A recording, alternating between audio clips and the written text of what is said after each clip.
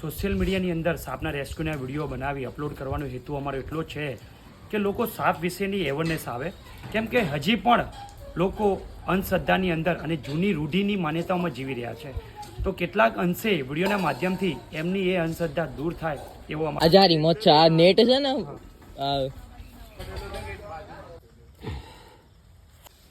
Social મીડિયામાં video upload કરવાથી લોકોને સાપ વિશે માહિતી મળે. કેમ કે આપણે જે સાપનો રેસ્ક્યુ કરવા આવેલા છે કોબરા સાપ છે. હવે આ સાપ જ્યારે પણ આપણે કરડે તો કોઈ પણ જોકપણું કરવા ના જવાય, સીધું હોસ્પિટલાઇઝ થવું પડે. તેની એકમાત્ર દવા છે એન્ટીવેનમ. હવે આ સાપને આપણે અત્યારે રેસ્ક્યુ કરી લઈએ. હવે દાદા, હવે અહીંયા તમારા બોલ્ટ રહેવા દો